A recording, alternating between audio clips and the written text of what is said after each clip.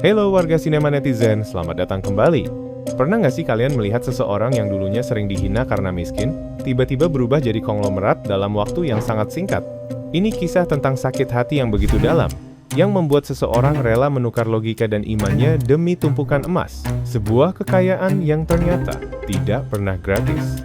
Tapi teman-teman, sebelum kita masuk ke kisahnya yang dijamin bikin bulu kuduk berdiri, saya mau minta dukungan kalian dulu nih.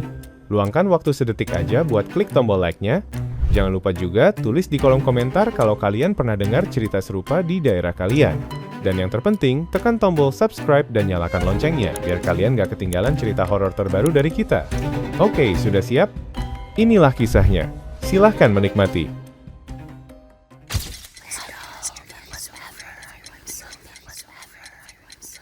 Ruang VVIP Rumah Sakit Medistra itu hening, namun mencekam.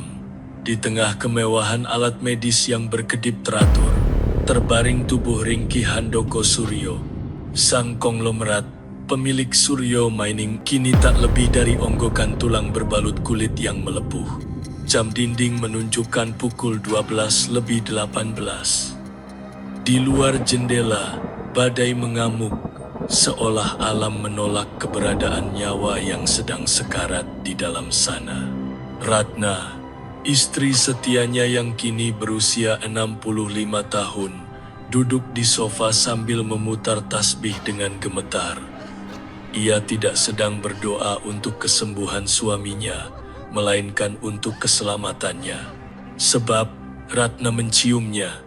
Aroma itu bukan bau obat-obatan, melainkan bau bunga melati yang sangat menyengat, bercampur dengan bau amis darah yang sudah mengering. Bau yang sama yang tercium di baju Handoko setiap malam Jumat Kliwon selama 35 tahun terakhir.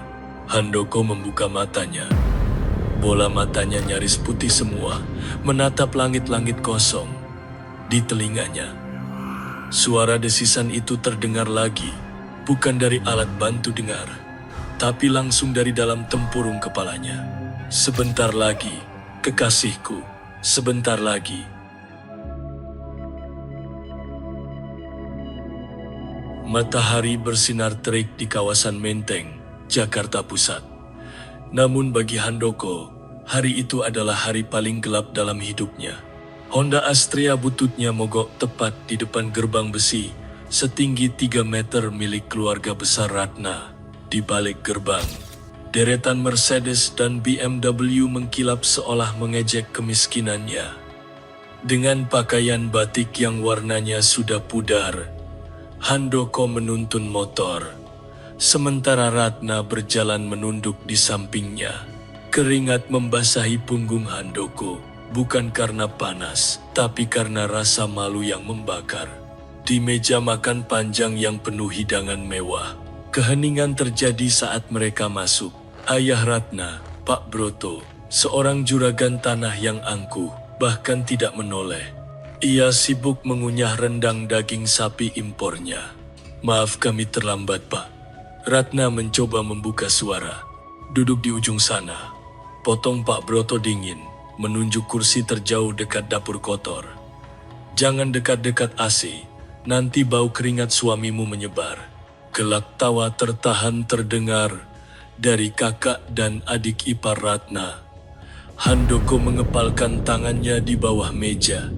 Ia menelan ludah yang terasa pahit.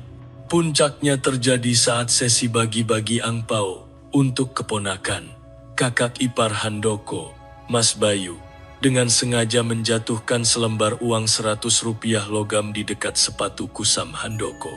Itu, ambil, Han. Lumayan buat tambal ban motor bututmu itu.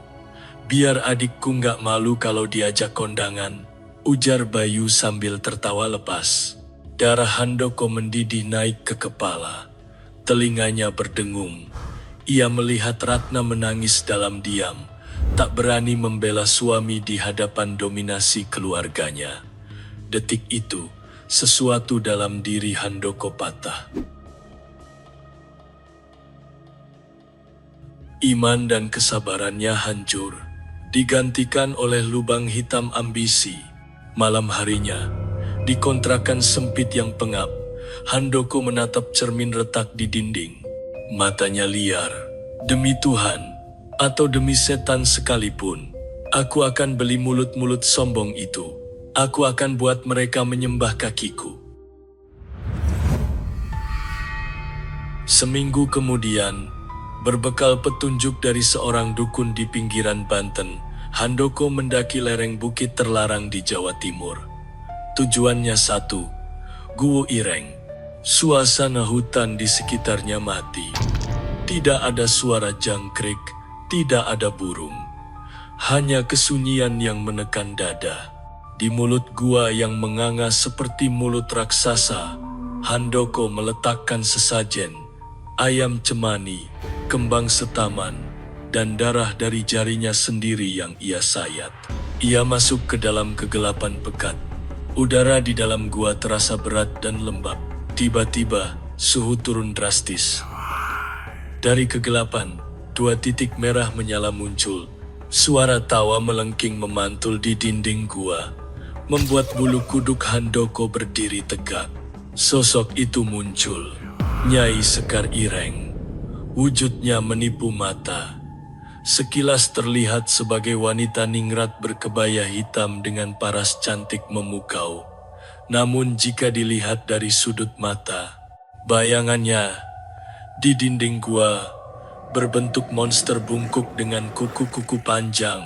Kau datang membawa dendam, anak manusia. Suara Nyai terdengar lembut namun bergaung. Aku suka bau dendam manis. Aku ingin kaya, Nyai. Lebih kaya dari siapapun yang pernah menghinaku. Jawab Handoko. Suaranya bergetar tapi tegas. Nyai mendekat, mengelus pipi Handoko dengan tangannya yang sedingin es. Kekayaan itu mudah, tapi ada harganya. Aku tidak minta tumbal anak istrimu, itu terlalu biasa. Nyai mendekatkan wajahnya ke telinga kiri Handoko. Aku minta kepatuhanmu. Aku akan menjadi penasihatmu. Aku akan berbisik padamu.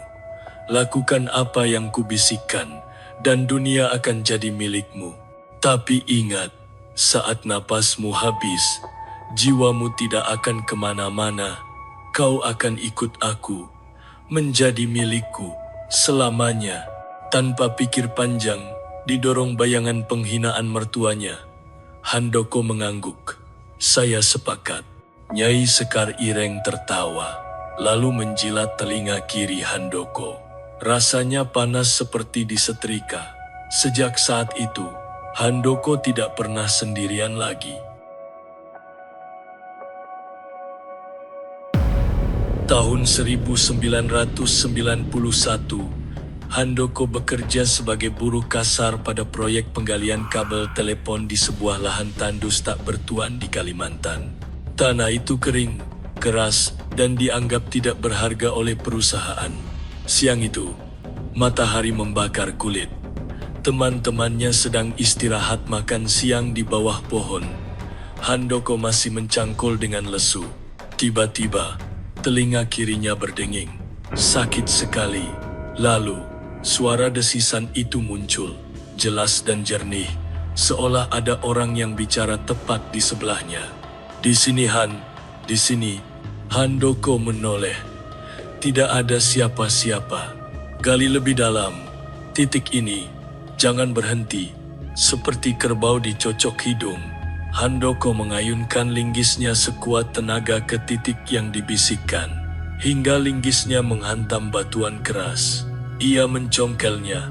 Di balik lapisan tanah liat yang kering, kilauan kuning memancar. Jantung Handoko berhenti berdetak sesaat.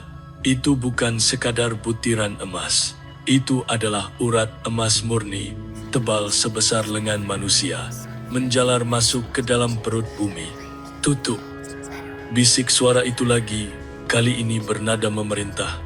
Jangan sampai ada yang lihat. Timbun lagi. Kau harus miliki tanah ini. Dengan tangan gemetar, Handoko menimbun kembali temuan itu. Ia berpura-pura sakit perut dan pulang lebih awal. Sebulan kemudian, dengan menjual rumah warisan orang tuanya, dan meminjam uang dari rentenir. Handoko membeli tanah sampah itu dengan harga murah. Orang-orang menertawakannya, menyebutnya bodoh membeli tanah gersang, tapi Handoko hanya tersenyum miring. Ia tahu, di bawah kakinya ada kerajaan yang sedang menanti. Dan benar saja, 3 bulan setelah ia mulai menambang sendiri secara diam-diam, emas itu mengalir tak henti-henti. Anehnya, emas itu seolah tumbuh. Semakin diambil, semakin banyak yang muncul, seolah Nyai Sekar Ireng memindahkannya dari alam gaib. Tahun 2010, Handoko Suryo bukan lagi manusia. Ia adalah institusi. Namanya ada di majalah Forbes.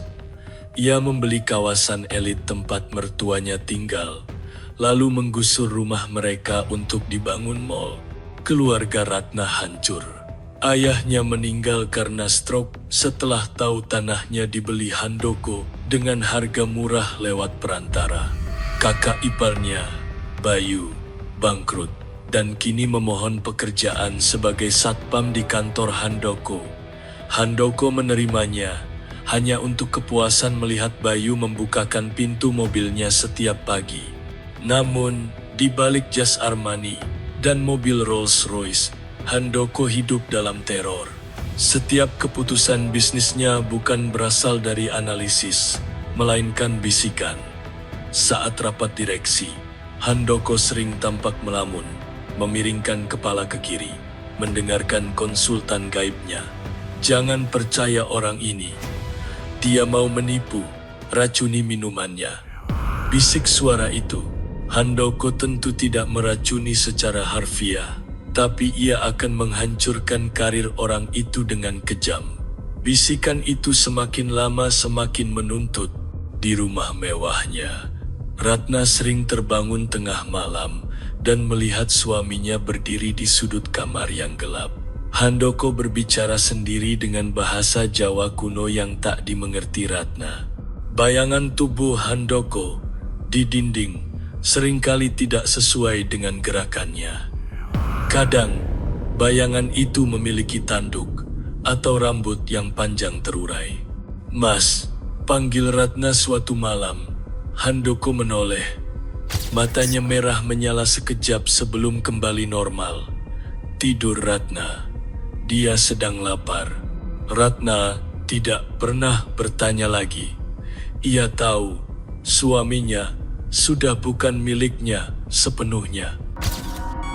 Kembali ke masa kini, di ruang VVIP, monitor detak jantung mulai berbunyi tidak beraturan. Napas Handoko tersengal seperti orang tenggelam. Dadanya naik turun dengan kasar. Di mata dokter dan perawat, Handoko mengalami kegagalan organ multiple. Tapi di mata batin Handoko, ia sedang melihat pintu gerbang dunia lain terbuka. Ruangan rumah sakit yang putih bersih perlahan berubah menjadi kemerahan. Lantai marmer retak, mengeluarkan asap hitam berbau belerang. Dari sudut-sudut ruangan, makhluk-makhluk kerdil bermata satu merayap naik ke ranjangnya, menahan kaki dan tangannya. Lalu, cahaya yang sangat terang benderang muncul dari langit-langit, menembus atap beton rumah sakit. Sosok malaikat maut turun dengan keagungan yang mengerikan. Sayap cahayanya memenuhi ruangan, membuat makhluk-makhluk kerdil itu terpental terbakar. Wajah malaikat itu tidak terlihat, hanya cahaya yang menyilaukan. Tangan kanannya terulur ke arah dada Handoko, siap menarik sukma yang telah habis masa kontrak hidupnya di dunia. Handoko ingin berteriak, "Tolong aku, ambil aku." Ia tahu, sesakit apapun sakaratul maut di tangan malaikat, itu adalah jalan pulang menuju pengadilan Tuhan. Masih ada setitik harapan, sekecil debu, untuk memohon ampun.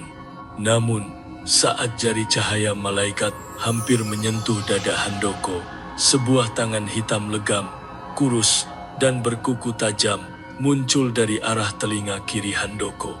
Tangan itu menepis tangan malaikat. Suara petir menggelegar di luar, tapi bagi Handoko, guncangan itu terjadi di dalam jiwanya. Kabut hitam pekat menyembur keluar dari lubang telinga kiri Handoko, memadat, dan membentuk wujud Nyai Sekar Ireng. Kali ini, ia tidak cantik, wajahnya hancur, kulitnya seperti aspal meleleh, dengan lidah panjang yang menjulur. "Jangan sentuh," teriak Nyai Sekar Ireng pada sang malaikat. Suaranya membuat kaca-kaca jendela rumah sakit bergetar dan retak. Malaikat itu berhenti. Suaranya terdengar seperti gemar ribuan orang, tenang namun mutlak. Waktunya telah habis. Setiap jiwa harus kembali kepada penciptanya. Dia bukan milik penciptamu lagi. Nyai Sekar Ireng melilitkan rambutnya yang seperti ular ke leher roh Handoko yang mulai terlepas dari tubuh fisiknya. "Lihat telinganya, lihat hatinya. Isinya hanya suaraku.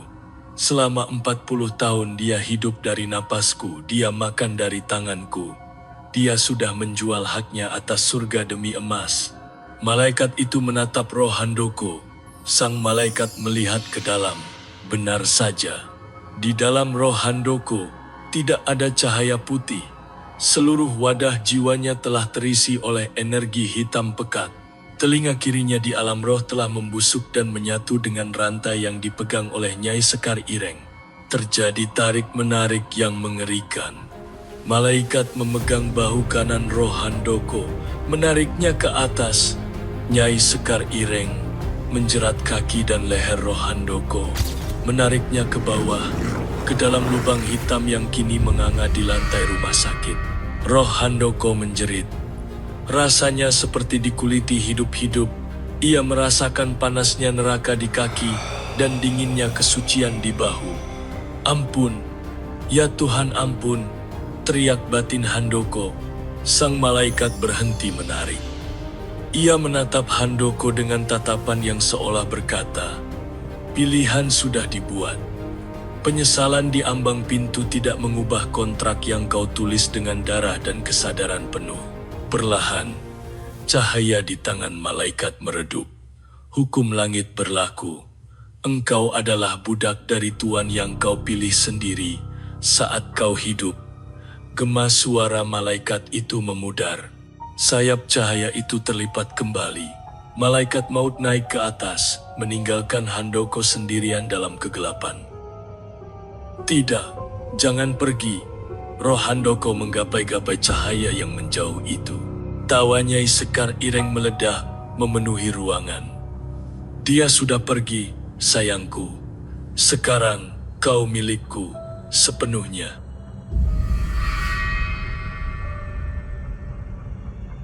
Sekar Ireng menyentak rantai di leher Handoko dengan keras. Tubuh roh Handoko terseret jatuh dari ranjang, menembus lantai, menembus tanah, terus ke bawah. "Ingat janjimu?"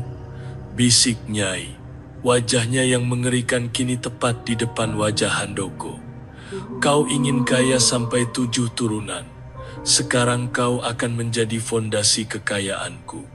Kau akan menjadi tiang di istanaku. Kau akan menopang kerajaanku dengan rasa sakitmu selamanya." Di dunia nyata, tubuh fisik Handoko di atas ranjang mengejang hebat satu kali. Matanya melotot maksimal hingga pembuluh darahnya pecah. Mulutnya menganga lebar dalam teriakan bisu yang abadi. Monitor jantung berbunyi panjang.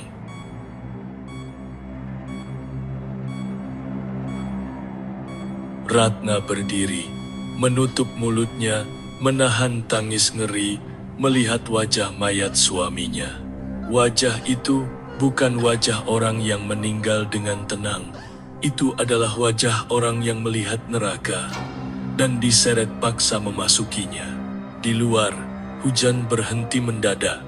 Malam menjadi sunyi. Namun, jika seseorang menempelkan telinganya ke tanah di pemakaman tempat Handoko dikuburkan esok harinya, konon mereka bisa mendengar suara sayup-sayup dari kedalaman bumi. Bukan suara tangisan, tapi suara orang yang sedang mencangkul tanah yang keras, diiringi desisan bisikan yang tak akan pernah berhenti menyiksanya.